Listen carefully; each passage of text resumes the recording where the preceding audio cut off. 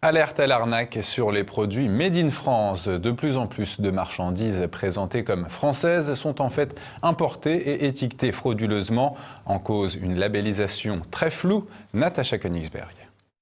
Un drapeau tricolore sur un produit, une mention France ou produit français sur l'étiquette ne sont en aucun cas des garanties qu'il s'agisse effectivement d'un produit fabriqué en France. Pour obtenir des douanes le label fabriqué en France, à ne pas confondre avec Made in France qui n'a pas d'existence légale, un produit doit respecter une règle minimaliste. Il doit avoir subi en France la dernière transformation substantielle. Avec une telle définition, des canards à foie gras élevés en Roumanie peuvent donner du foie gras fabriqué en France si l'extraction des foies et leur préparation est réalisée sur le territoire national. Même chose par exemple pour le miel ou l'huile d'olive. Des apiculteurs français sont soupçonnés d'acheter du miel en Europe de l'Est, puis de le mélanger à leur propre production, arguant que c'est la recette, les parfums des miels commercialisés, qui font le produit. Pour l'huile, la répression des fraudes a détecté que certains producteurs, dont la récolte avait été médiocre ces dernières années, avaient ajouté de l'huile d'olive espagnole dans leurs bouteilles, tout en conservant la mention appellation d'origine contrôlée, bien entendu française, sur l'étiquette. Il existe bien une mention origine France garantie qui n'est pas légale, mais délivrée par une association, Pro-France, créée par le député UDI Yves Gégaud. Cette mention exige que 50% du prix de revient, c'est-à-dire 50% des coûts de fabrication d'un produit, soient réellement français. À ce jour, 600 entreprises françaises ont obtenu la labellisation de leurs produits, mais leur nombre reste relativement confidentiel, principalement dans les rayons alimentaires des supermarchés.